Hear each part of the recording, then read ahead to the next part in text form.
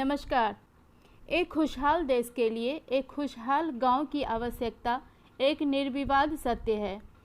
वर्तमान संदर्भ में यह प्रश्न एक बार फिर से इसलिए महत्वपूर्ण हो गया है कि लॉकडाउन में एक बड़ी संख्या में लोग शहरों से गांव वापस चले गए हैं, जिसे कई लोग रिवर्स माइग्रेशन भी कह रहे हैं। इनमें से अगर बहुत से लोग वापस आ गए, फिर भी बहुत से लोग गांव में रह जाएंगे। उनके लिए वहां रोजगार की आवश्यकता होगी। गांव में रोजगार की आवश्यकता इसलिए भी है कि गांव में शहरों की तरफ पलायन से जो जनसंख्या वितरण में गांव और शहर के बीच असंतुलन आने लगा है, शहरों पर जो अतिरिक्त दबाव पड़ा है उसे कम किया जा सके। लेकिन गांव और शहरों के रोजगार संबंधी आवश्यकताओं और रोजगार की प्रकृति में अंतर होता है। गांवों में रोजगार की समस्या का समाधान स्वरोजगार के अवसर को बढ़ाए बिना नहीं हो सकता है। एक अध्ययन के अनुसार देश में 51% से अधिक लोग किसी न किसी तरह के स्वरोजगार में जुड़े हुए हैं। इनमें से अधिकांश ग्रामीण क्षेत्र में रहते हैं, अर्थात वे किसी से न तो नियमित वेतन पाते हैं और न ही किसी के नियंत्रण में रोजगार करते हैं। लेकिन यह तस्वीर इतना सुखद नहीं है, क्योंकि इनमें से अधिकांश की वास्तविक आय बहुत ही कम है। इन 51% में से केवल 4% ही इस स्थिति में हैं कि किसी अन्य को रोजगार दे सके। ग्रामीण भारत में स्वरोजगार के इसी विषय पर आज हम चर्चा करेंगे। इस चर्चा के लिए आज हमारे साथ दो विशेषज्ञ वक्ता जुड़ी हुई हैं। हमारी पहली वक्ता हैं श्रीमती रंजना झा जी। रंजना झा जी वरिष्ठ साहित्यकार और समाज सेवी हैं। वे दिल्ली प्रदेश पूर्वांचल मोर्चा के बेटी बचाओ बेटी पढ़ाओ योजना की सह संचालक हैं। आप सैल्यूट तिरंगा से भी जुड़ी हुई हैं। हमारी दूसरी विशेषज्ञ वक्ता हैं श्रीमती संयुक्ता केसरी जी। संयुक्ता जी बीजेपी के राष्ट्रीय किसान मोर्चा की सेक्रेटरी हैं। ये सैल्यूट तिरंगा के डिप्टी चेयरपर्सन भी हैं। हमारे दोनों वक्ताओं को किसान और ग्रामीण भारत की समस्याओं पर कार्य का एक लंबा अनुभव है।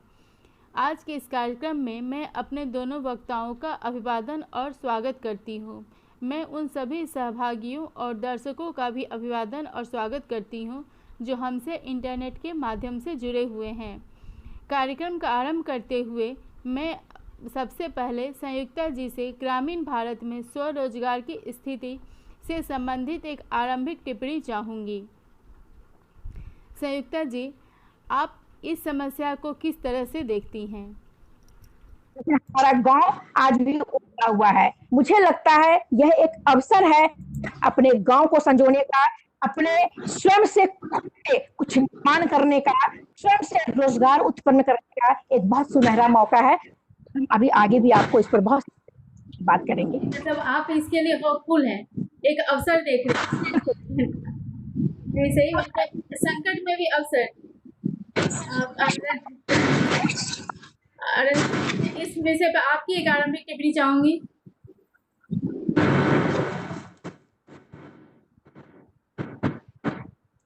हेलो जी रंजना जी, मेरी वॉइस जा रही है आप तक? हाँ, अब आ रही है, बोलिए। इस विषय पर मैं आपकी आरंभिक टिप्पणी चाहूंगी। आप इसको किस टाइप से देख रही हैं? हाँ, नमस्कार सभी को। और मैं बबीता जी को पहले बहुत बहुत धन्यवाद देती हूँ और उनका आभार व्यक्त करती हूँ। सेलिब्रेटिंग लाइफ फाउंडेशन द्वारा ये जो आयोजित परिचर्चा करवा रही हूँ, उनका बहुत बहुत आभार।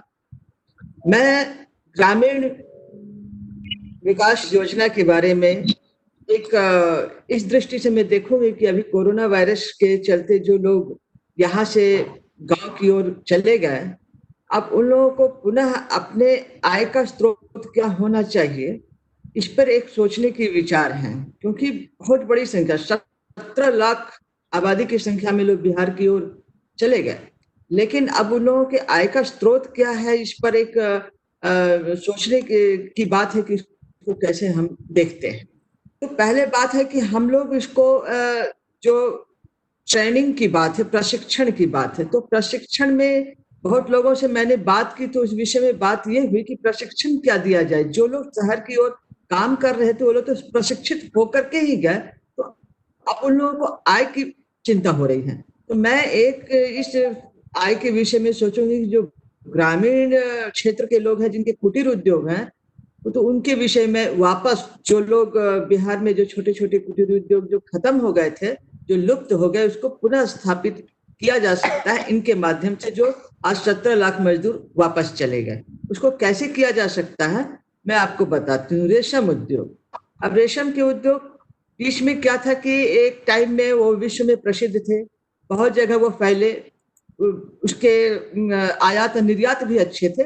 लेकिन जब कुछ ग्रामीण इलाके के लोग जब शहर की ओर पलायन करने लगे, तो वो धीरे धीरे धीरे रेशम के जो उद्योग धंधे थे वो खत्म होने लगे।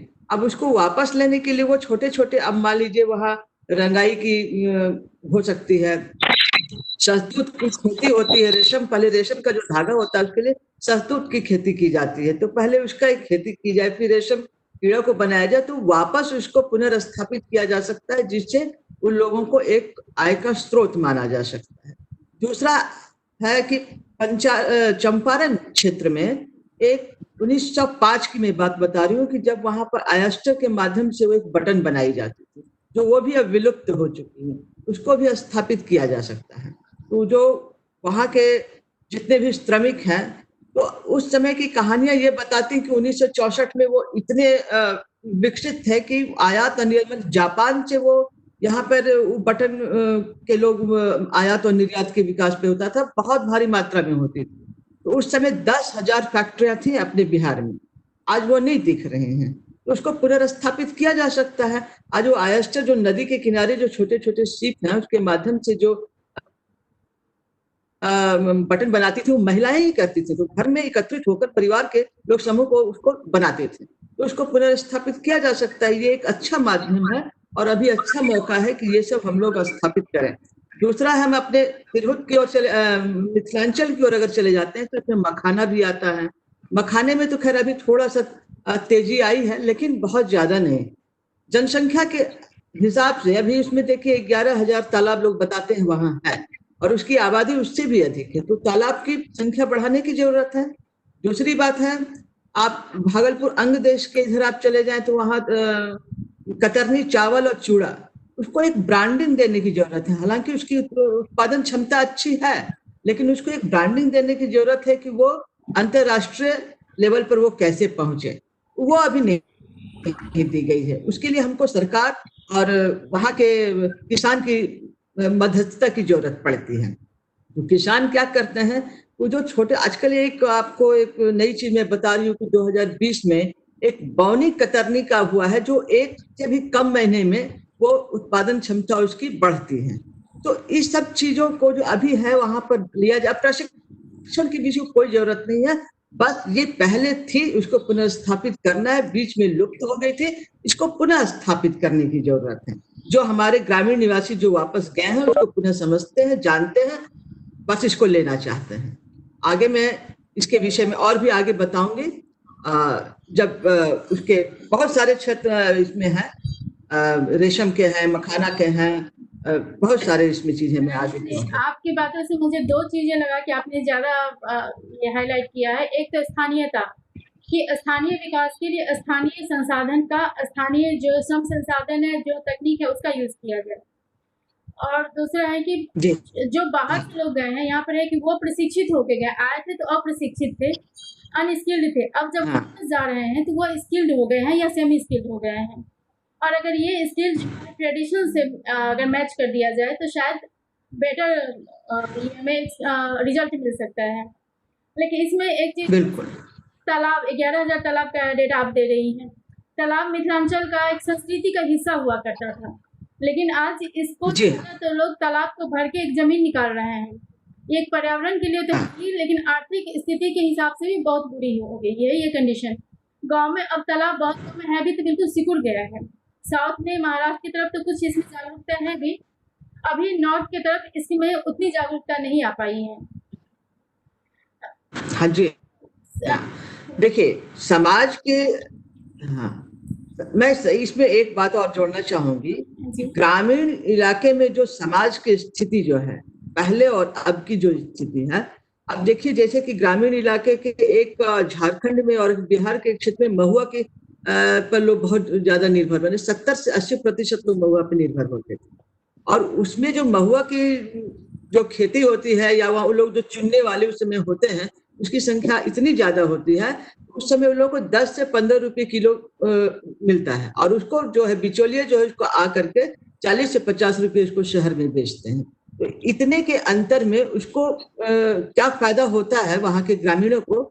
इससे जो है समाज तो कहीं ना कहीं एक हिस्से में टूट जाता है। यहाँ इसलिए टूटता है कि वो कम 10 से 15 रुपए की जो उसकी आय है और उसकी जो श्रम शक्ति है कुछ ज्यादा लगती है। तो जब वो श्रम ज्यादा लगता है और आय उसकी कम होती है, तो जब उसकी पूर्ति नहीं होती है तो आपस के सामंजस्य में तालमेल नहीं खाता है, तो समाज की स्थिति वहां भी बिगड़ती नजर आ जाती है। लेकिन जब सरकार और उस पर ध्यान देगी, उसके एक अच्छी आय, उसकी अच्छी कीमत मिले, तो मैं समझती हूँ कि समाज और परिवार का जो अच्छा समन्वय होगा वो बहुत अच्छी गति से जाएगा। तो जो कीमत है वो बहुत बड़े निर्भर करता है ग्रामीणों पे। अगर उसकी अच्छी कीमत होगी तो मन खुश होगा, उसके पारिवारिक जीवन चलेंगे और समाज भी चलेगा। तो आप अंतर कर देते हैं जब उसी महुआ को 10-15 से लेके जब शहर में आते हैं तो उसको 40-50-60 रुपए केजी बेचने पर मजबूर करते हैं। तो आप इस अंतर को देखिए ना, उन ग्रामीणों को क्या मिलता है। इसलिए मैं समाज के माध्यम से ये भी कहूंगी कि जब अभी गए हुए हैं तो उनको ये भी एक आप लोग समाज के दृष्टि से देखिए और उसको एक अच्छी कीमत अदा कीजिए। जब अच्छी कीमत मिलेगी, अच्छा मूल्य मिलेगा, तो समाज और परिवार खुशहाल होगा, उन्नति होगी, विकास होगा, तभी देश में धीरे धीरे समृद्ध होगा। इससे लिंक बनता है। दूसरी चीज है उत्पादन स्तर से खेती में जो गैप हो जाता है, इसका उत्पादन से लेकर मैंने प्रोडक्शन में जो गैप हो जाता है उसके मूल्य में, शायद आप इसकी तरफ इशारा कर रही हैं कि जो प्रोडक्शन करते हैं मूल्य की ओर जो गैप हो जाता है। अगर मूल्य निर्धारित सही होगा तो विकास होगा, मूल्य निर्धारित सही होगा तो उसके परिवार और समाज का विकास होगा, और जब समाज का और विकास होगा तो देश तो अपने आप जुड़ जाता है इसमें, और इसमें देश की भी तरक्की है। इसलिए मूल्यांकन बहुत सही मायने में सरकार और ग्रामीणों के आधार पर बिठाना तालमेल सही है, ये हमारा कहना है। ये संयुक्ता जी आप किसान मोर्चा की सेक्रेटरी हैं। किसान समस्याओं पर आपका विशेष, संयुक्ता जी आप मुझे सुन पा रही हैं? बिल्कुल सुन रही हूँ। आप किसान समस्याओं पर ज्यादा फोकस है, रिसर्च वर्क है, आपको काफी अनुभव है। आप मुझे, क्योंकि मैम ने जो रंजना जी ने उस समस्या को उठाया है कि किसान जो प्रोडक्शन करते हैं वहाँ पर 10-15 का महुआ, यहाँ पर 40-50 का मिलता है। ऐसा हमने हर प्रोडक्शन में देखा है। 16 रुपए का चावल बिक रहा है बिहार में, यहाँ पर 60 रुपए बिक रहा है। तो इस पर आप किस टाइप से देखती हैं, और इसके लिए क्या सरकार ने कोई योजना बना रखी है? जी ने कहा है, बहुत ही वो सच्चाई है और सच के करीब है वो। मेरी आवाज जा रही है? हाँ, आपकी बिल्कुल आ रही है। मैं बबीता जी एक कहना चाहूंगी, ये जो आपका एपिडेमिक है यानी महामारी, इसको मैं आपको बताना चाहूंगी कि ई फॉर एजुकेशन और ई फॉर प्रोडक्शन, अगर पहले हम एजुकेशन ध्यान दें तो शिक्षित होना और शिक्षित करना ये दोनों बहुत ही जरूरी है। वो रोजगार छोटा हो या रोजगार बड़ा हो, वो कृषि से जुड़ा हो या किसी बड़े आईटी सेक्टर से जुड़ा हो, एजुकेटेड होना बहुत जरूरी है हर क्षेत्र के लिए। तो एपिडेमिक को मैं सबसे पहले उसको बांट रही हूँ, E for education, P for production, I for insurance, D बहुत जरूरी है। जब भी आप कोई कार्य करते हैं तो आपके अंदर एक सिक्योरिटी भावना होगी कि भाई अगर कुछ होगा तो हमारा बीमा है, तो आप निर्भय होकर उस कार्य को करेंगे और उसको अंजाम तक पहुंचाएंगे और उसका परिणाम भी सुखद और सुंदर होगा। डी फॉर डिस्ट्रीब्यूशन, उसका किस प्रकार वितरण हो, यह बहुत ही आवश्यक है। अगर हमने कुछ प्रोडक्शन बना कर लिया, अगर हमने जो भी, बट अगर उसका ढंग से नहीं है, सारा किया दिया बेकार हो जाता है। एंड फॉर मार्केटिंग, आजकल मार्केटिंग का जमाना है, चाहे वो गांव का प्रोडक्शन हो या बड़ी बड़ी कंपनियों का। बगैर मार्केटिंग के आपका व्यापार न बढ़ सकता है, ना उसमें नवीनता आ सकती है, ना उसमें विस्तार आ सकता है। सी फॉर कंजंक्शन, कैसे किस प्रकार हाँ हो।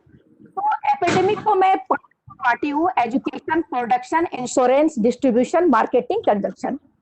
इन पर अगर ख्याल करते हैं, ध्यान देते हैं, तो मुझे लगता है राह बहुत आसान होगा।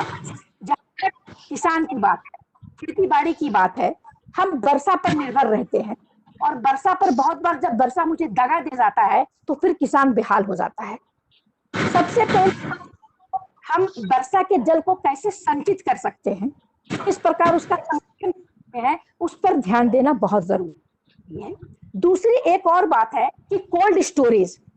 पहले क्या था कि गांव तक जब तो हम कोल्ड स्टोरेज, क्योंकि बगैर बिजली के कोल्ड स्टोरेज का चलाना, उसको सही ढंग से उसका ये कर पाना वो संभव नहीं था, तो कोल्ड स्टोरेज लोग बना, इस पर ध्यान नहीं। लेकिन अब सरकार ने गांव तक बिजली पहुंचा दिया है। आप देखते हो कम से कम लाखों गांव तक बिजली पहुंच गई पिछले 5 साल के अंदर। मैं खुद लालटेन में पढ़ी हूँ, लैंप में पढ़ी हूँ, इनफैक्ट डिवरी में पढ़ी हूँ, जिसमें बत्ती डालकर तेल पड़ते थे, तो सवेरे उठकर लैंप को साफ करते थे हम लोग, शीशा को। उस दिन को भी हम लोगों ने देखा है। तो वहां कल्पना नहीं कर सकते थे हम लोग कि ऐसी कोई चीज, कोल्ड स्टोरेज टाइप की कोई चीज होती होगी, ये जानते भी नहीं थे। लेकिन अब जो है बिजली गांव तक है। सबसे पहले अगर किसानों की हालत को सुधारना है तो हर 100-200 गांव के पास एक कोल्ड स्टोरेज होना चाहिए, और उस कोल्ड स्टोरेज में आपका सामान बारिश से खराब नहीं हो, रहे, हवा से खराब नहीं हो, और उसका उचित मूल्य मिल सके। बहुत बार हमने देखा है कि गेहूं तैयार है, बारिश हो गई, साल भर का मेहनत बर्बाद चला गया। दूसरा कहा तालाब जो है, हर 100 घर के बाद एक तालाब या पोखर होना चाहिए। इससे 3 फायदे हैं अपने जान। दूसरा, वहां पे खाना कर सकते हैं, मछली बहुत बढ़िया सोर्स। तो मेरा तो जो फोकस है वो कोल्ड पे है, पोखर पे है। और तीसरा जो एक बहुत ही इंपॉर्टेंट है, क्योंकि मैं छोटे शहर से, छोटे गांव से बिलोंग करती हूँ और मैंने जंगल को देखा है। दीदी भी उसी जगह से बिलोंग करती हैं, रंजना जी भी। और मैंने जंगलों को देखा है, बांध के जंगल को देखा कि फेमस जंगल, हजारों प्रकार की बूटियां हैं बबीता जी वहां पर, और वो जड़ी बूटियां लुप्त हो रही है क्योंकि लोग गांव से निकलते थे, वो निकलकर रोजी रोटी शहर की ओर चले गए, पुनः वो लौटे हैं। इस प्रकार माननीय देश के प्रधानमंत्री ने योग को और आयुर्वेद को जिस प्रकार बढ़ावा दिया है, जिस प्रकार आयुर्वेद की स्वीकारता पूरे विश्व में हो रही है, जिस प्रकार योग की स्वीकारता विश्व में हो रही है, हम अंग्रेजी मेडिसिन से अब हटते जा रहे हैं। अब हम काढ़ा पी रहे हैं, अब हम गिलोय खा रहे हैं। बहुत सारी ऐसी चीजें हैं जंगल में जिसको गांव हो सकता है, और गवर्नमेंट को चाहिए, विभाग को चाहिए कि इसे औषधि के रूप में, जो जड़ी बूटी है, औषधि के रूप में गांव में ही वो तैयार हो, और फिर वो पूरे देश में और देश के बाहर भी उसका वितरण हो, बाहर जाए। मुझे लगता है उससे जो आय बहुत ऐसे लोग सुधार भी आएगा, लोगों को रोजगार भी मिलेगा, लोग अपने पैरों पर खड़े होंगे, अपने परिवार के साथ रहेंगे, अपने बूढ़े माता पिता के साथ रहेंगे। आपने बहुत अच्छा कहा कि मतलब आर्थिक जो विकास है वो कहीं न कहीं खुशहाल से भी जुड़ा हुआ है और हमारे प्रकृति से भी जुड़ा हुआ है। हम ऐसे भी एक समुदाय आधारित सभ्यता है।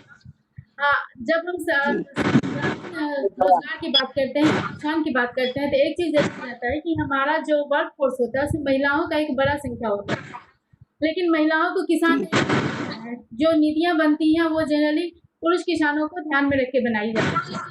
ग्रामीण भारत में वर्क फोर्स का एक पोर्शन हुआ है। रंजना जी, मैं इस बारे में आपसे जानना चाहूंगी क्योंकि आपने महिलाओं के लिए भी काम किया, इस पर आप अपने कुछ अनुभव विचार शेयर करें गवर्नमेंट की तरफ से। मैं इसमें भी एक बात कहना चाहूंगी। अभी जो संदीप जी ने जड़ी बूटी की बात की, तो जड़ी बूटी का सबसे बड़ा स्रोत महुआ में ही आता है जी। लेकिन आजकल महुआ को लोग शराब से जोड़ लेते हैं, उसका और भी बहुत सारा यूज है।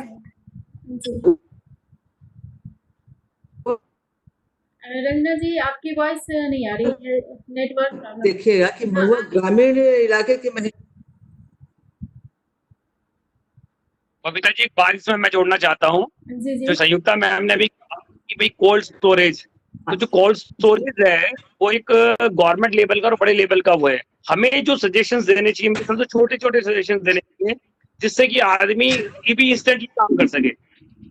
तो जैसे अभी रंजना मैम बोल रही थी कि तालाब, तो जो तालाबों के ऊपर बात है उसमें एक छोटा सजेशन मैं देता हूँ कि पर्ल की खेती होती है, जो पर्ल जो आप मोती पहनते हैं उसकी खेती होती है, आर्टिफिशियल खेती उसकी होती है, और ये तालाब में भी कर सकते हैं, आप छोटे छोटे कोर्स भी कर सकते हैं, और बहुत कम लागत, मतलब 5,000 से लेकर 10,000 पे व्यवसाय शुरू कर सकते हैं आप। और लड़कियां इसमें कर सकती है। और इसकी एक लड़की है, अगर आपने देखा तो, एक पर्ल गर्ल है, उसका नाम है पूजा क्या सर ने, मैं बोल रहा हूँ उसका, मैं बता दूं आपको। तो पूजा जो है वो इसकी ट्रेनिंग देती है, वो छत्तीसगढ़ में बेसिकली वो है, और दिल्ली में भी अगर आप कहीं आते हो, अगर कोई फंक्शन करते हो तो आ सकती है, वो दे सकती है ट्रेनिंग। तो ये एक बहुत बढ़िया व्यवसाय है, जो बहुत इनकम है, इस समय मतलब जो हालात हैं लोगों के, उसमें में बहुत कहते हैं रंग चोखा चोखा कि 5,000 में धंधा शुरू हो जाए, ऐसा धंधा हो जो बहुत बढ़िया लेवल पे आप उसको लेके जा सकते हो। तो ऐसे छोटे छोटे धंधों की तरफ बड़ी बड़ी बातें तो बहुत, तो उससे मैं इत्तेफाक नहीं रखता कि बड़ी बातें हैं। तो ये तालाब की जो बात कही है ये बहुत अच्छी बात है, तालाब का हमें यूज करना चाहिए। मछली पालन उन्होंने कहा, ये अच्छी बात है। तो ये एक पर्ल की खेती, इसके बारे में आप बात कर सकते हैं, उसका नंबर मैं दे सकता हूँ जिसको भी चाहिए, वो ट्रेनिंग आकर के भी देती है और आप जाकर के ले सकते हैं। सेकंड तो मैं याद पर्ल की खेती के बारे में बताऊंगी। है जी, मैं पर्ल की खेती के बारे में बताऊंगी। ये एक महेशी में है, पंचम्पारण की महेशी इलाके में ये होती है। जो आयस्टर तैयार होता है उससे बटन बनती है, वो छोटे छोटे गहने बनते हैं। तो ये अभी भी होता है, लेकिन अब उसको है कि थोड़े सरकार की मदद की जरूरत है। बीच में मैंने कहा 1964 में ये बहुत ज्यादा, इसमें हम लोग को आयात निर्यात में जापान से लोग खरीद के ले जाते थे, और वहीं के लोग उसको एक मशीन स्थापित किए थे, जिससे उसकी मदद से हम लोगों ने 10,000 से लेके 15,000 के बीच में वो फैक्ट्रियां बनी हुई हैं, जो अब खत्म हो गई हैं। उसको स्थापित की जरूरत है। बिल्कुल उसकी खेती होती है, आपको मुजफ्फरपुर, महानंदा, बहुत जगह उसकी नदियां हैं। हमारे देश के अंदर मैम ऐसी बहुत सारी चीजें हैं, लॉट्स ऑफ थिंग्स है, लेकिन बस क्योंकि होता क्या है कि जब राजनीति, देखो गवर्नमेंट जब आएगी तो राजनीति आएगी, तो राजनीति के कुछ चीजों के अंदर वो अवॉइड कर देते हैं, वो लोग नहीं ध्यान दे पाते हैं। तो हम उसको राजनीति छोड़ दीजिए, अभी राजनीति छोड़ दीजिए। अभी उसी जो प्रवासी मजदूर जो वापस आए हैं, उसको हम कैसे, इन्हीं लोगों के हाथ में थे, उसको दें और सिखाएं। आप सीखने की नहीं, या बच्चों को देना है, तो वो पुनर्स्थापित की जा सकती है। मैंने हर क्षेत्रों में कहा, चाहे वो कतरनी चावल हो, चूड़ा हो, रेशम के धागे हो, इसमें शहतूत की खेती, रेशम की भी खेती होती है, या फिर आयस्टर जिसके बारे में मैंने कहा। और दूसरी बात है एजुकेशन। यदि अभी बबीता जी ने मेरे से सवाल किया ग्रामीण महिलाओं के बारे में या शहरी महिलाओं, देखिए शहरी महिलाओं में भी क्या है कि आपको, देखिए महिलाएं तो बहुत सारे एजुकेशन में स्थापित की हुई हैं, बहुत सारे एजुकेशन लिए हैं। आप जब कॉलेज में जाते हैं तो उसकी पूरी लिस्ट आती है कि कोई एमए है, कोई पीएचडी है, फलाना है, सारे लिस्ट आ जाते हैं। लेकिन जब वो आप किसी को नौकरी में देखेंगे, किसी के कंपनी में देखेंगे, किसी को आप, तो वो बहुत कम मिलती है। क्यों? क्योंकि उसको विवाह के बाद उसको घर में एक सेकंड बिठा दिया जाता है, तो वो उस मामले में एजुकेशन मिलता नहीं है। तो महिलाएं लाए कहाँ से, महिलाएं विकास करे कहाँ से, इसकी एक बात है। जैसे मैं पिछली बार भी एक चर्चा की थी, चीन को लोग आज ड्राइंग रूम में बैठकर चर्चा करते हैं, अरे चीन में तो इतना विकास हो गया, इतने, लेकिन आपको पता है कि चीन की महिलाएं कितना ज्यादा नौकरी कर रही हैं, उनको कितना ज्यादा रोजगार है। अगर वो 100% मान लीजिए, एक यूनिवर्सिटी में मान लीजिए 50 लोग पीएचडी करती हैं, तो 50 में से आप ये मान के चलिए 45 तो जॉब में आ ही जाती हैं, यहाँ वो भी नहीं मिलता है। तो इसका एक असर आया है भारत और चीन के बीच में। जब आप शहरी विकास में इसमें एक महिलाओं को रोजगार देंगे, तो वही महिलाएं अपने अनुभव पर ग्रामीण महिलाओं को एक शिक्षा देंगी, उनको बताएंगी, तो वहां पर भी विकास होगा।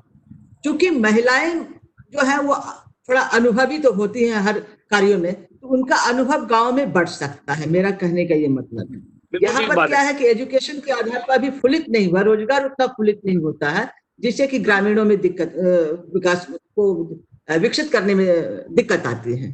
तो मेरे मतलब है कि एक एक चीज पे आप देखिए, अभी मैं रेशम को खासकर अभी इसमें जोर ज्यादा दूंगी कि ये अभी इसका ब्रांडिंग जो है, अभी देखिए क्या कहते हैं उसको, ततर सिल्क जो है वो कितने फेमस है, उसके बैंगलोर से उसके कच्चे माल लाए जाते हैं और यहाँ से तैयार करके उसको वापस उचित दाम में, बहुत कम दाम में बेचा जाता है उसी को।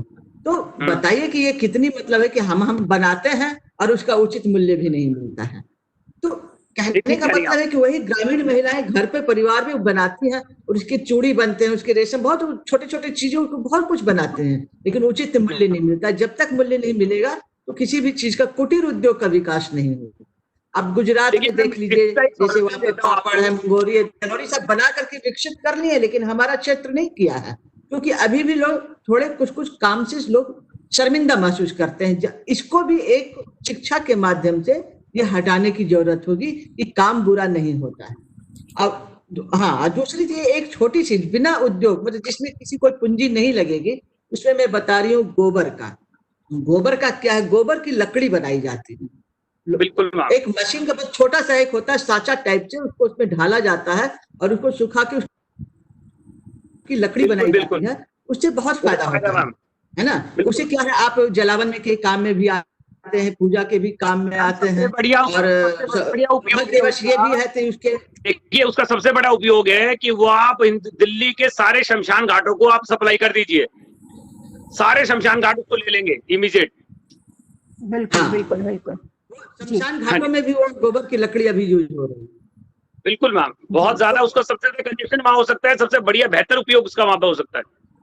हाँ, तो ये कहने का मतलब है कि रोजगार का ये भी एक साधन है। अगर गांव के लोगों को केवल छोटी छोटी, बहुत छोटी सी चीज है, 1-2 दिन का प्रशिक्षण है, करा करके उनको रोजगार का साधन दिया जा सकता है। बिल्कुल। तो ये मोदी जी ने भी कहा आत्मनिर्भर बनने की बात, तो मोदी जी ने इसी सब चीजों के लिए कहा कि आत्मनिर्भर बनना है। बिल्कुल मैम, आपने अभी एक बात बोली, उसका सॉल्यूशन देता हूं। आपने कहा कि भाई फाइनेंस की दिक्कत रहती है। देखिए इसका एक छोटा सा सॉल्यूशन है, स्वयं सहायता समूह बना लीजिए आप। गांव के अंदर जो बहनें हैं, जो लेडीज हैं, आपस में थोड़ा थोड़ा सा इकट्ठा कर लीजिए, सहायता समूह बना लीजिए। अमूल उसका एक बहुत बड़ा उदाहरण है। तो इसी प्रकार से वो सहायता समूह जब धीरे धीरे डेवलप करेंगी, बहनें बढ़ती जाएंगी, काम बढ़ता जाएगा, उस तरीके से आप धीरे धीरे उसमें बहुत अच्छे बेनिफिट्स आपको मिलते चले जाएंगे। नहीं देखिए, मुझे के बाद से लग रहा है कि हमें 2 चीजों पर है कि हमारा जो देश है इतना बड़ा कि किसी एक के बल पर हम नहीं विकास कर सकते हैं, नहीं सबको रोजगार दिला सकते हैं। लाइक जैसे कि कोल्ड स्टोरेज वो भी जरूरी है, हम किसी महुआ वो भी जरूरी है, पर वो भी जरूरी है जिस एरिया में वहाँ के भूगोल के हिसाब से जो स्थानीय स्तर पे उसको डेवलप करें। इस पर काम भी 3 लेवल पे हो रहे हैं, ऐसा नहीं कि काम नहीं है, वो और भी काम होने की ज़रूरत है। एक सेंट्रल हमारी केंद्र सरकार बहुत कुछ कर रही है, राज्य स्तर पर भी हो रहा है। तीसरा जो है कि जिसको हम सिविल सोसाइटीज़ बोलते हैं, NGO हैं या तो बहुत सारे लोग हैं ग्राउंड लेवल पर भी ये वर्क कर रहे हैं, कहीं गवर्नमेंट से मिल पैसे भी कर रहे हैं। जैसे आपने बताया कि वो लड़की प्रशिक्षण दे रही है। अब बताया एजुकेशन, ये तो हमारी एजुकेशन में कमी भी है, हालांकि सुधार है लेकिन थोड़ा सा और भी सुधार की जरूरत है। सैद्धांतिक प्रशिक्षण हैं, हमारे यहाँ ग्रेजुएशन करके जो बहुत सारी लड़कियाँ या लड़के बैठे हुए हैं, उनको किसी चीज़ के नहीं है, उन्होंने एक थ्योरी का पढ़ाई की है। तो एजुकेशन स्किल, किसी चीज़ का ट्रेनिंग, ये डिफरेंट चीज़ है। बहुत सारी लड़कियां हैं जो बिल्कुल एक बबीता जी मैं वो सलूशन देता हूँ आपको, अच्छा एक सलूशन बबीता जी मैं और देता हूँ कि जो भी आप 12th पास है या 10th पास है, जो भी लड़कियां हैं चाहे लड़के हैं जो वास्तव में कुछ करना चाहते हैं, तो उनको एक चीज मैं सिखा सकता हूँ, वो है नेचुरोपैथी। नेचुरोपैथी के थ्रू वो मेडिकल लाइन में जा सकते हैं और हर बीमारी का इलाज कर सकते हैं। मेरे लिए तो फिर मैं जरूर कोशिश करूंगी कि हमारे लेवल पर जितना हो सके मैं आपको ही बताऊं। संयुक्ता जी आप कुछ बताना चाह रही हैं शायद? हाँ संयुक्ता जी, इजाजत हो तो मैं बोलूं? जी जी बबीता जी, अपने प्रधानमंत्री जी ने जैसा कि आह्वान किया कि लोकल को फोकस जी, और उन्होंने में एक बहुत बड़ा मंच कुछ कह दिया कि लोकल वोकल करना है और उस ब्रांडेड बनाना है। अब जैसे कि आपका होगा कि हमारे यहाँ शादी में वो के हरे हरे पत्ते आते हैं, खाना खाया जाता है। जी जी। बाद में उसी मशीन के द्वारा प्लेट बनना भी शुरू हुआ। उस चीज जी किस प्रकार हम प्लेट को, पत्ता को प्लेट बनाए, उसकी कटोरी बनाए, और एक चीज और जो बैग बड़े बड़े मॉल में, बड़े बड़े शॉप्स में और बड़ी बड़ी दुकानों में जो बैग इस्तेमाल होते हैं, अगर इस पर थोड़ा सा, मुझे लगता है ज्यादा लागत की मशीन इसकी नहीं आती है, अगर 5-7 लोग मिल करके अगर मशीन लेते हैं, एक आदमी लेते हैं, और जंगल में पत्ता बहुत ही कम पैसे पे उपलब्ध है, पूरी गड्डी जो है ना वो 10-20 रुपए में मिल जाती है, पूरी गड्डी की गड्डी। अगर उसका बैग बनाया जाए और कपड़े का हैंडल लगाया जाए, पूरे देश भर में ये जो है बहुत ही सुपर डुपर साबित होगा, क्योंकि ये टूटने कर मिट्टी में मिल जाया करेगा, बनाने की और पड़ेगी, रोजगार मिलेगा इससे। पॉलीथीन तो वैसे ही खत्म है, कपड़े की भी जरूरत नहीं है, पत्ते बनाया जा सकता है, इस पर काम किया जा सकता है। बिहार में आम बहुत होता है बबीता जी, गर्मी के दिनों में आम, और सभी फलों और अचार में भी आम का अचार वो सबसे प्रिय होता है लोगों को। अगर हम अचार बना, अगर उसको उसकी सही मार्केटिंग हो जाए, गवर्नमेंट को थोड़ा सहायता मिल जाए, या फिर कोऑपरेटिव बना उसके तहत भी काम, तो मुझे लगता है घर की महिलाओं को बहुत अच्छा काम मिलेगा। आम का अचार और पापड़ पे आत्मनिर्भर होंगी महिलाएं, और बाजार के क्षेत्र में ये बहुत ही मील का पत्थर साबित होगा, मेरा ऐसा मानना है। इसके साथ साथ फर्नीचर होते हैं, छोटे छोटे फर्नीचर, देखने में वो जैसे कहते हैं ना कि वो ट्रेडिशनल लगते हैं, तो उस पर भी जो हैं, जो शहर से लौटे हैं, हजारों की संख्या में कारपेंटर लौट गए हैं शहर से। मैं साउथ एक्स के पास रहती हूँ, तो कोटला के पास में सुबह जब, तो हजारों की संख्या में कारपेंटर, मुझे लगता है काफी संख्या है, तो ट्रेडिशनल फर्नीचर है, मुझे लगता है थोड़ा उस पर भी काम किया जा सकता है। तो मुझे लग रहा है कि मतलब हमारे यहाँ रोजगार के अवसर हर जगह है, जरूरत है उनको ध्यान देने की, थोड़ा सा सपोर्ट करने की, फाइनेंशियल की स्किल उनको है, थोड़ी सी ट्रेनिंग, थोड़ा सा फाइनेंशियल सपोर्ट, थोड़ा सा गाइडेंस की जरूरत है। थोड़े से गाइडेंस की अभी मैं बादल किया जा सकता है। एक शिप की पर बात कर रही थी कि शिप का बटन बनाने का बिजनेस, अब मुझे एक दिन ऐसे इन्फॉर्मली गई थी मैं ग्रामीण अधिकारिता मंत्रालय सोशल वेलफेयर मिनिस्टर के पास, तो वहाँ पर पता चला कि वो एक कोई स्कीम है कि 12,000 रुपये की मशीन है, और उसके लिए वो लोग कुछ लोन भी देते हैं। तो ऐसी स्कीम शायद है, लेकिन हम लोगों को पता नहीं है, जिन्हें जरूरत है वो पता नहीं है, ये भी बातें हैं। कुछ उनको इंफॉर्मेशन मिलती भी है, तो बीच में बिचौलिए भी आते हैं, तो वहाँ पर थोड़ा सा अवेयरनेस की भी जरूरत है कि गवर्नमेंट या लोकल लेवल पर अलग स्टेट गवर्नमेंट, सेंट्रल गवर्नमेंट क्या कर रही है, उनको पता चले कि कैसे वो यूज कर सकते हैं। कुछ लोग यूज कर रहे हैं, लेकिन और भी जरूरत है। मैं आप लोग से एक चीज़ और कहना चाहूँगी, जैसे हम लोग महिलाओं के लिए बात कर रहे हैं, तो ग्रामीण भारत में महिलाओं का तो एक इम्पोर्टेंट रोल है, पॉलिसी मेकर उतना ध्यान नहीं दे रहे हैं, लेकिन प्रैक्टिकल लेवल पे वो एक सेंट्रल रोल है उनका। लेकिन जैसे कि माइग्रेशन की देखते हैं कि माइग्रेशन से क्या हुआ है कि जितने लोग हैं, गांव के जो वर्क फोर्स है वो शहरों के, गांव में जो ज़्यादा लोग हैं जैसे विमेन हैं या एल्डरली पीपल बचे हैं, बुजुर्ग या औरतें हैं, बच्चे हैं, वो बच गए हैं वहाँ पर ज़्यादा थे, तो वहाँ एक वर्क फोर्स की भी अभी कुछ हो सकता है थोड़ा सा बढ़े वर्क फोर्स, लेकिन एक्टिव वर्क फोर्स की कमी है वहाँ पे।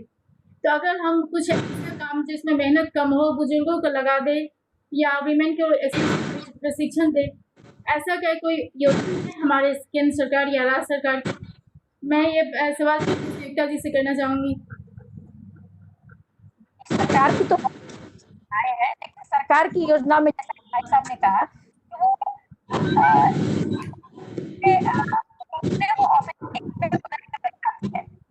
भाई साहब ने एक बात सही कहा, कम लागत तत्काल हम पैदा करें, उसके लिए सबसे पहले आप पड़ेगा पेमेंट अपने को, जैसे स्किल इंडिया है कि इस मंत्रालय को गांव-गांव जाकर जिस स्टेट में ज्यादा लोग लौटे हैं, जैसे कि यूपी, बिहार, मध्य प्रदेश, उड़ीसा, यहाँ से ज्यादा लोग शहरों की तरफ गए थे और शहरों से वापस गांव की तरफ, अपने राज्यों की तरफ लौटे हैं। तो इन राज्यों को चिन्हित करके एक डाटा बनाए कि जो लोग लौटे हैं वो किस चीज में महारत हासिल है, जैसे कि मैं आपको एक उदाहरण के तौर पर बताना चाह रही हूँ, गुजरात में ज्यादातर लोग यूपी और बिहार के वो डायमंड के काम में लगे हुए थे, डायमंड की ज्वेलरी बनाने में लगे हुए थे। हजारों की संख्या में लोग गुजरात से लौटे हैं। और जैसा कि आप जानती हैं, ज्वेलरी हर राज्य में वो निश्चित रूप से उसकी बहुत खपत है, डिमांड बहुत ज्यादा है। तो क्यों ना हम ऐसे लोगों को चिन्हित करके, जैसे मान लीजिए बिहार है, बिहार में पटना में एक सेंटर खोल दें हम, हीरे के डायमंड का मतलब एक फैक्ट्री बिठा दें जहां पर जो है उसकी ज्वेलरी तैयार हो सके। इससे क्या होगा, लोग घर से 1200-1500 किलोमीटर दूर भी नहीं जाएंगे और लोगों को जो है घर के पास रहकर 5-7 2-3 घंटे के या फिर 100-200 किलोमीटर की दूरी पर घर से जाकर के वो काम भी कर सकते हैं, रोजगार भी पा सकते हैं। सब कुछ गवर्नमेंट के भरोसे अभी नहीं हो सकता है, उसमें टाइम लगेगा। गवर्नमेंट जो नीति चला रही है, जैसे कि तरुण लोन में 50,000 रुपए का लोन मिलता है जिसमें आप अपनी कारोबार कर सको। गवर्नमेंट को चाहिए अभी कि उनकी जो ये योजना है उसे बैंकों को इस बात की हिदायत दे कि जो लोग लौटे हैं और जो डेटा वो दे रहे हैं बैंक को, अगर ऐसे लोग उसके पास आते हैं तो तत्काल उनको 50,000 रुपए का लोन अपने स्वरोजगार के लिए उपलब्ध कराए। और अगर ऐसा होगा, लगता है यह समस्या कोई भीषण समस्या नहीं है, इसको सॉर्ट आउट किया जा सकता है। सरकार की थोड़ी सहभागिता होनी चाहिए, अफसर की थोड़ी उसका सहयोग होना चाहिए और समाज का सहयोग होना चाहिए। संयुक्ता जी जहाँ तक देखिए, थोड़ा सा आप मेरे को बहुत ज्यादा गवर्नमेंट के ऊपर बेस होना चाह रही हैं। देखिए, गवर्नमेंट का बेस दोनों का चाहिए। देखिए, हम लोग जब इंडिविजुअल अपना छोटी चीजों को नहीं लाएंगे, गवर्नमेंट अपना कर रही है, गवर्नमेंट करती है। दूसरी बात देखिए, अब उसकी गवर्नमेंट के लिए कहानियां हैं। अब मुद्रा लोन की बात कीजिए, उन्होंने इतना बड़ा लोग का मुद्रा लोन दे दिया। मैं कह रहा हूँ, किसी में 8 बैंकों में गया हूँ, कहीं एक जगह भी मुझे मुद्रा लोन नहीं मिलेगा। तो वो बातें छोड़ दीजिए, छोटी क्या करते, जैसे किसी भी चीज की ऑर्गेनिक खेती आप लीजिए जो आप नहीं कर सकते। ऑर्गेनिक खेती मैं बता रही हूँ, मैं उसके इसमें जोड़ने की बात नहीं। ठीक है, बैंक तो अपना जगह काम कर रहा है, वो सरकार दे रही है, अलग है। मैं आपको एक छोटी सी चीज बता रही हूँ जो सरकार ने की है। सखी योजना बैंक का एक चलाया है, वो बहुत, इसमें कोई लागत नहीं है, कुछ नहीं है। तो सखी योजना जो है वो भी इससे एक रोजगार का इसलिए साधन बनता है कि अगर ये गांव में जाकर के हर परिवार को बैंकिंग के बारे में अगर वो बताती हैं, लेन देन के बारे में बताती हैं, आपके कार्ड को कैसे इस्तेमाल कर, बहुत छोटी चीज जो गांव की ग्रामीण महिलाएं नहीं जानती हैं, उसको वो सिखाने का काम करती है। उसका जो आपको है कितना 10 से 20,000 रुपए सरकार उसको महीना देती है, और जितने वो सिखाती है उस पर एक कमीशन भी मिलता है। ये सरकार ने खुद तय कर लिया है, इसलिए इसमें कोई जरूरत नहीं है। वो तो एक सखी योजना के तहत एक छोटा सा रोजगार का एक हिस्सा बन गया है। वो अब केवल योजना पहुंचाने की, गांव में पहुंचाने की जरूरत है। ये है जहाँ सब्जी की बात है, वो तो नहीं। संयुक्ता जी एक बात मैं पूरी कर देती हूँ। क्या हाँ, मैं उनकी बात पूरी कर देती हूँ। जहाँ तक उन्होंने सरकार की योजना की बात कही, तो आपने सही कहा कि योजना तो चल ही रही है। अगर गांव के लोग लेंगे, देखिए सब्जी उन्होंने 25% सरकार तो दी ही है। अगर गांव के लोग लेते हैं तो 25 से 30 से 40% तो सरकार दे ही रही है। उसके लिए कुछ नहीं है, वो तो रोजगार स्वतः है। लेकिन अभी तुरंत जाकर के जो आत्मनिर्भर बनने की बात है, अगर वो सरकार के बल पर, सब्जी के बल पर बनेंगे, तब तो आत्मनिर्भर नहीं आएगी। आत्मनिर्भर कैसे आएगी जब गांव में लोग छोटे कुटीर उद्योग की बात हम कर रहे हैं।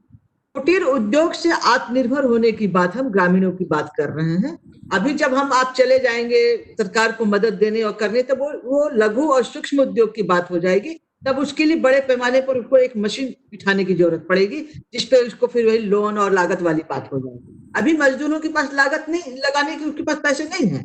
अभी बस उसको आत्मनिर्भर होने की बात है। अभी उसको केवल आप जो छोटे, अभी आपने बहुत अच्छा उदाहरण दिया दोना और पत्ता वाली बात, ये एक बहुत अच्छा उदाहरण है। इससे एक उसका जो कमाने का जरिया और आय का जो जरिया है वो किया जा सकता है। एक जो करंट होता है, इसको तुरंत करंट वाली बात कहते हैं, जिसमें मजदूर को कोई लागत ना हो और उसको अच्छा आय मिले और परिवार का जीवन यापन कर सके। तो इसके ऊपर बात है, इसके ऊपर तो हो इसके लिए जो बात इन्होंने कही है, पत्ते का एक पहले जब हम छोटे थे तो पत्तल आया करता था, मतलब हमारे यहाँ शादी ब्याह में जो खाना खिलाया जाता था वो पत्तल के अंदर ही खाना खिलाया जाता था, मतलब वो पत्ते का ही एक मतलब लकड़ी की कील से फंसा करके उसको जोड़ दिया जाता था और इसी में खाना मिलता था। और हमें वापिस उस पे आना पड़ेगा, इको फ्रेंडली हमारे को बनाना पड़ेगा, प्लास्टिक को हमें छोड़ना पड़ेगा और वो चीज दोबारा वो पत्तल जो है वही हमें यूज करने पड़ेंगे।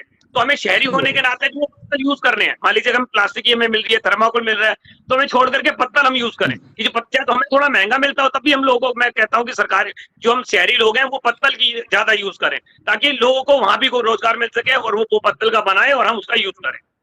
नहीं, सही कह रहे हैं। दूसरी बात है इसमें वर्मी कंपोस्ट की भी जरूरत है जी, वर्मी कंपोस्ट की भी जरूरत है, जो वहाँ की मिट्टी जो उर्वरक शक्ति उसकी बढ़ाती है, उसमें गोबर है, गांव के मूत्र है वगैरह से भी उसको रोजगार बढ़ाने का एक साधन दिया जा सकता है। बहुत सारे उपाय हैं, कोई नहीं, इसको वर्मी कंपोस्ट कहते हैं। जी संयुक्ता जी, आप कुछ कहना चाह रही हैं? हेलो संयुक्ता जी। मुझे भी कुछ कहना है। हाँ संयुक्ता जी, शायद वो हाँ कहिए। हाँ हेमंत जी बताएं। हाँ, मैं सबसे पहले रंजना जी को और संयुक्ता जी को प्रणाम करता हूँ। और रंजना मैडम से मेरा कहना है, संयुक्ता मैडम भी सुन ही रही होंगी, वो भी जवाब दे सकती है। मेरा ये मानना है कि अभी तक जितनी भी बातें हुई है, मैं शुरू से ही देख रहा हूँ, ये सारी बातें घूम फिर कर जो हमारे मजदूर भाई या हम भी हैं, मजदूर ही हैं, ये सारी बातें घूम फिर कर हमारे ऊपर ही आ रही है कि हमने पलायन किया और हम वापस जा रहे हैं। गवर्नमेंट से आप लोग दूर हटना चाह रहे हैं, गवर्नमेंट के ऊपर कोई जिम्मेदारी नहीं देना चाह रहे हैं। आप कह रहे हैं गवर्नमेंट, एक सर हमारे कह रहे थे गवर्नमेंट पर डिपेंड नहीं होना है, तो आखिर हम गवर्नमेंट चुनते क्यों हैं, किस बात के लिए चुनते हैं? अगर अभी हमारे मजदूर भाई वापस गए, मीना मैडम एक सिल्क की खेती की बात कर रही थी, मुझे याद है भागलपुर का सिल्क बहुत फेमस हुआ करता था, रौनी में खाद के कारखाने थे, दरभंगा में अशोक पेपर मिल्स था, और रैयाम और लोहट और कितने चीनी मिल्स थे। क्या वहां से लोगों ने काम छोड़ के दिल्ली आ गए, या वहां का माहौल ऐसा बनाया गया जिसकी वजह से लोग वहां से पलायन करके दूसरे शहरों में गए? तो हम आखिर गवर्नमेंट को छोड़े क्यों? गवर्नमेंट क्या कर रही है आज के डेट में? गवर्नमेंट क्या माहौल देना चाह रही है जो हमारे लोग गए हैं वापस? बिल्कुल, बहुत अच्छा प्रश्न किया आप हेमंत जी। इसके लिए मैं एक बात बोलती हूँ, गवर्नमेंट को हम लोग इसलिए अभी टच नहीं कर रहे हैं, गवर्नमेंट की इसलिए अब हम जरूरत महसूस नहीं करेंगे, इसीलिए कि मैंने जो अभी आपको महेशी आयस्ट बटन के बारे में जो जिक्र किया था, वो क्यों डूबा? वो गवर्नमेंट के ही मतलब दखल अंदाजी की वजह से ही डूबा। जब वो बटन बन रही थी तो ग्रामीणों की सहायता से दूर दूर तक ही बन रही थी और 10 से 15,000 फैक्ट्री स्थापित हो गई थी। जब सरकार ने देखा कि अरे इससे तो एक बहुत बड़ा उत्पादन क्षमता हमारे देश को या हमारे राज्य को मिल रहा है, तो उसमें बिचौलिया को जो उन्होंने ही लाया। जब वो बिचौलिया आ गए, जब उसमें सरकार भी दखल अंदाजी कर दी, नहीं वो शायद नहीं जुड़ पा रही है। हाँ ठीक है बबीता जी मैं कह रही हूँ, 1-2 पॉइंट छूट गए थे हमारे। एक तो मधुमक्खी पालन, जी ये पालन बहुत ही बड़ा, और एक किट आती है उसकी, वो मैंने खुद भी किया है, छोटी सी किट आती है, कहीं भी उसे रख दो, अगर आपने 8-10 किट रख दी, और काफी वो महंगी भी नहीं होती, सस्ती है वो, और हनी तैयार करके, क्योंकि हनी की डिमांड बहुत ज्यादा है आज के डेट में, हर शहर में, हर छोटे जगह में, हर घर में हनी की जरूरत है, तो एक बहुत अच्छा व्यापार। दूसरा मशरूम के लिए, हालांकि थोड़ा ठंडा मौसम, लेकिन मशरूम में मैंने खुद भी घर में इसको एक बार उपजाया है। मशरूम को जो चीजें चाहिए वो घर में लाकर मैंने एक डब्बे में उसे उपजाया था, आज से 15-16 साल पहले।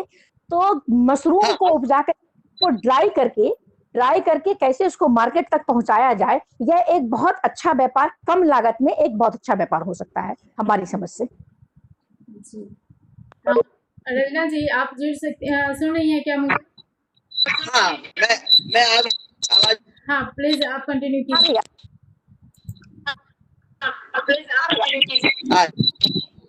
किन्हीं का 2 मोबाइल एक साथ है, बहुत ज्यादा डिस्टर्ब हो रहा है। मधुमक्खी पालन के लिए मैं कह रही थी कि मधुमक्खी पालन एक ऐसा रोजगार है और इसकी जरूरत इतना ज्यादा है हनी की आज के डेट में, चाहे वो शौक से खाते हो या दवाई के साथ खाते हो, हर घर में इसकी नीड है। और मधुमक्खी पालन वो घर में महिलाएं भी उसमें हेल्प कर सकती हैं, उसमें घर के बुजुर्ग भी लगा टाइम दे सकते हैं और कम लागत में एक बहुत ही बढ़िया रोजगार जो है वो गांव में जो है हो सकता है। दूसरा, मशरूम के लिए मैं कहती थी कि मशरूम की खपत गांव से लेकर शहर के 5 स्टार होटल तक है। आज के डेट में हर लोग मशरूम को पसंद करते हैं और मशरूम का इस्तेमाल बहुत ज्यादा है। राकेश सर, क्योंकि आपको भी वर्क का तो मैं सिर्फ सुन रहा हूँ। नहीं, हम लोग आपके विचार जो मैंने एक मखाना प्रोडक्शन और राइस का चिवड़ा जो है, जी आज के टाइम में मेरे ख्याल में इन दोनों चीजों पे फोकस करना ज्यादा आसान है बाकी और को देखते हुए, क्योंकि बाकी सब में लॉन्ग टर्म प्रोसीजर है। हनी बी में हो सकता है तो थोड़ा सा, लेकिन हनी बी भी टाइम बी, हनी बी हर जगह नहीं चल सकता। आम का अचार भाई साहब, हाँ आम का अचार तो खैर इस टाइम इस सीजन में तो आम का अचार ठीक है। कंज्यूमर चीजें हैं जो हमेशा इनका मार्केट रहेगा। मशरूम सॉरी की जरूरत होती है। ज्यादा मोबाइल चल रहा है क्योंकि ऑब्वियसली अपडेटी पे मुझे पीछे दिख रहा है मोबाइल इसलिए डिस्टर्ब हो रहा है, तो दूसरे मोबाइल को मूव कर लीजिए। मशरूम प्रोडक्शन में की जरूरत होती है। इतना आसान नहीं है कि आप इतनी जल्दी से उसको स्टार्ट कर पाए। इसके लिए ग्रीन हाउस तैयार करना पड़ता है और मेंटेन करने का देनी पड़ती है, तब जाके नहीं पता। अभी जो प्रश्न कर रहे थे उनकी आवाज मुझे क्लियर नहीं आई, लेकिन मुझे समझ में आ रही है।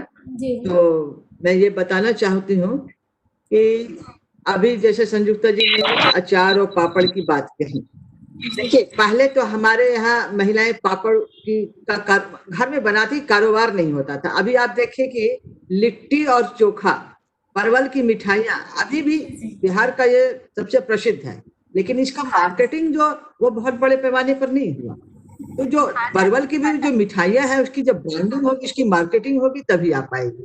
उसी तरह पापड़ तो महिलाएं बनाती है, लेकिन जब तक उसकी ब्रांडिंग नहीं होगी, उसकी मार्केटिंग नहीं होगी, और जब तक कुछ महिलाएं ये नहीं कहेंगी कि बनाना अच्छी बात है या बुरी बात है, अभी भी गांव में थोड़े से ये संकोची महिलाएं हो जाते हैं कि अरे हम पापड़ अपने लिए घर में बनाएंगे लेकिन हम उनको बेचने के लिए नहीं बनाएंगे।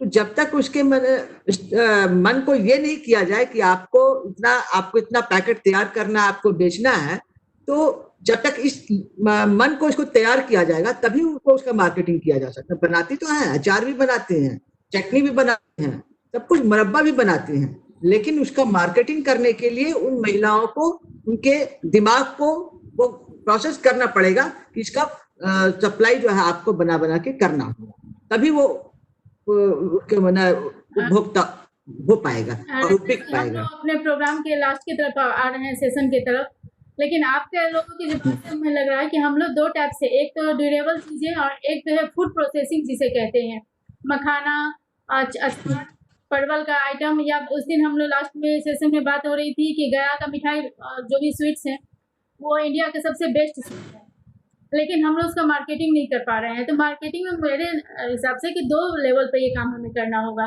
एक तो है कि हम लोगों को ये ट्रेनिंग देनी होगी कि उनको माइंडसेट बनाना होगा कि जो काम करते हैं घर के लिए उसे वो कमर्शियल भी यूज़ कर सकते हैं, लेकिन प्लस मार्केटिंग की भी जरूरत होगी। और फिर घर के लेवल पर जो बनाते हैं उसको अगर हम मार्केट के लिए बनाते हैं तो थोड़ा सा चेंज करना होता है, क्योंकि ड्यूरेबिलिटी उसकी बढ़ानी होगी, उसका थोड़ा सा जो लुक होगा उसको थोड़ा अट्रैक्टिव बनाना होगा। तो फिर यहाँ पर फिर बात आ रही है कि थोड़ी सी प्रशिक्षण चाहिए, उनको थोड़ा सा बूस्ट चाहिए, हम उनको थोड़ा सा पुश करेंगे। जी अंत में बबीता जी एक बात मैं बोलती हूँ जो इससे रिलेटेड नहीं है, लेकिन वैसे मैं बता रही हूँ कि बहुत लोग कहते हैं कि बिहारी जो है बिजनेस माइंडेड नहीं होते हैं, तो उसको उस माइंडेड में बनाना पड़ेगा। और दूसरी बात है कि आज के भी दिन में यदि शादी विवाह का मौका आता है तो लोग ये भी देखते हैं कि वो नौकरी करता है या बिजनेस है। अगर बिजनेस है तो उधर लोग कम जाते हैं कि नहीं नहीं मुझे तो नौकरी वाला ही लड़का चाहिए। तो जब तक आप लोग बिजनेस के क्षेत्र में नहीं फैलेंगे, नहीं अपना विस्तार बढ़ाएंगे, तो इस तरह के माइंड को थोड़ा बदलने की जरूरत है। तभी हमारा बिहार भी बिजनेस की ओर बढ़ेगा, ग्रामीण की महिलाएं भी बिजनेस की ओर आएंगी। तो इस सोच को बदलनी पड़ेगी। थोड़ा ट्रेडिशनल माइंडसेट बिजनेस के लिए हमारे इतना फेवरेबल नहीं है, बात तो सही है। आप लोगों में से किसी को कुछ कहना हो या कोई क्वेश्चन हो? जी सर, राकेश सर आपको कुछ? इसके लिए सबसे मेन है कि जो हमारा ग्रामोद्योग जो मंत्रालय है ना, उसको सबसे पहले आगे आना चाहिए। जब तक मार्केटिंग के मामले में खाली प्रोडक्शन तो कर लिया, उसकी मार्केटिंग है नहीं, तो इसके लिए सभी ग्रामोद्योग को आना ही पड़ेगा। जब तक वो आगे कोई पहल नहीं करेंगे तब तक इसका कोई बेनिफिट नहीं है। प्ले करना होगा, बाकी सब पुशिंग सोसाइटी भी होगी, सिविल सोसाइटी या थोड़ा पब्लिक भी करे। हाँ, लेकिन मंत्रालय का बनता है। अलका मैम आपको कुछ कहना है? अलका मैम शायद जो हमसे जुड़े हैं किन्हीं को कोई ओपिनियन देना हो?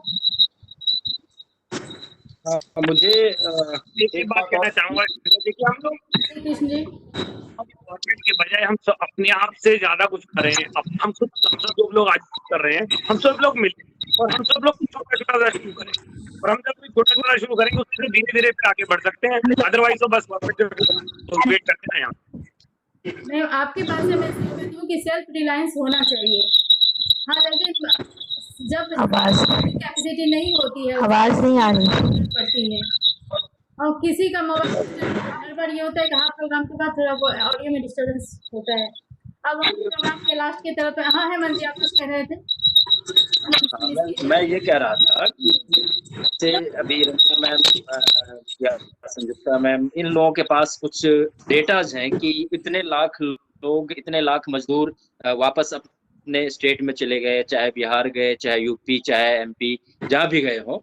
लेकिन क्या हमारे पास ये डेटा है कि उन लोगों में से कितने के पास कुछ भी बैलेंस बचा हुआ है? किसी के पास अकाउंट है बैंक में और उन्होंने कुछ बैलेंस बचा के रखा हुआ है? मुझे तो लगता है कि मोर देन 70% जो मजदूर भाई है उसमें उनका अकाउंट नील होगा। फिर वो वहां जाकर के जाते ही वो मजदूरी तलाश करेंगे, तो वो स्वरोजगार कैसे कर पाएंगे? लेकिन देखिए क्या वो जिंदगी पर ये तो नहीं कह सकते उसी में पड़े रहेंगे। तो वही मैंने बताया, सहायता समूह कि मान लीजिए 10 लोग हैं, ठीक है, इंडिविजुअल वो कुछ नहीं कर सकता, फिर 10 लोग मिले, 10 लोग मिलकर के कुछ कैपिटल इकट्ठा करें, फिर उससे कुछ काम करें, ऐसे ही बढ़ा जाएगा सर। मैं सहमत नहीं तो इसके जी। हाँ, तो स्वरोजगार बढ़ाने का है ना, इसमें भी छोटे छोटे संस्थाएं जुड़ी हुई हैं जो फिलहाल तो उस समय उनसे मदद ले ही सकती है। वो ऐसी संस्था होती है जिसमें जैसे तुरंत लोग जाते हैं और तुरंत उसकी मदद करते हैं। तो ऐसे संस्थाओं में छोटे से रूप में उसको अपने चला सकते हैं। और जो लोग गांव गए उसके तो अपने ही घर है, कुछ तो खेती है, कुछ तो अपना छोटा सा जमीन होगा, उसकी आधा को चला सकते हैं।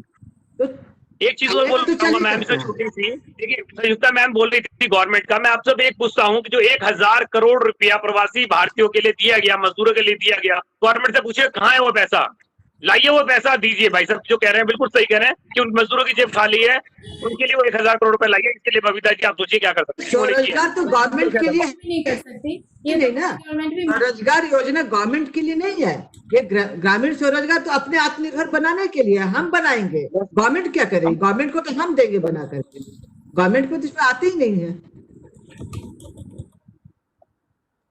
गवर्नमेंट को हम बना के देंगे। जो हमारे कुछ छूट गए हैं पुराने लघु उद्योग, छोटे छोटे कुटीर उद्योग, उसको वापस पुनर्स्थापित करके सरकार को हम देंगे।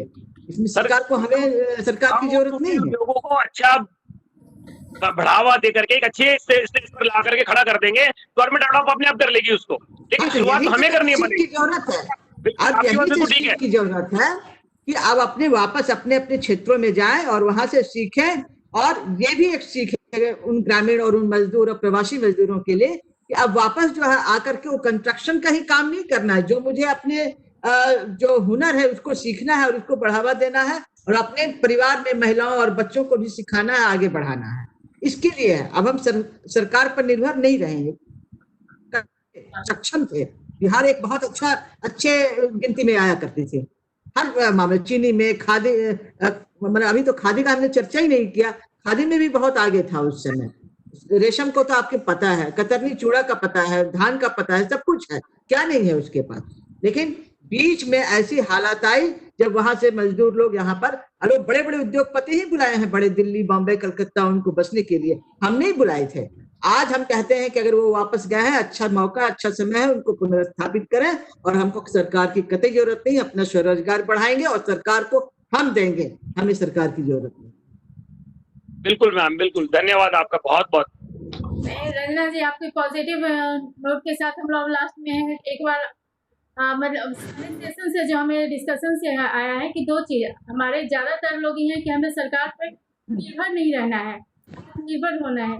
लेकिन जैसे हेमंत जी कह रहे हैं, संयुक्ता जी भी कह रही हैं कि सरकार का भी आखिर एक कैटलिस्ट का रोल तो है कि हम उसे बिल्कुल हटा नहीं सकते। अभी तक जो हुआ है, सरकार का भी जैसे मनरेगा जैसी योजनाएं हैं, इसका ग्राउंड लेवल पे कुछ निगेटिव थिंकिंग है, जितना चाहिए उतना असर नहीं हुआ है, लेकिन कुछ असर हुआ है।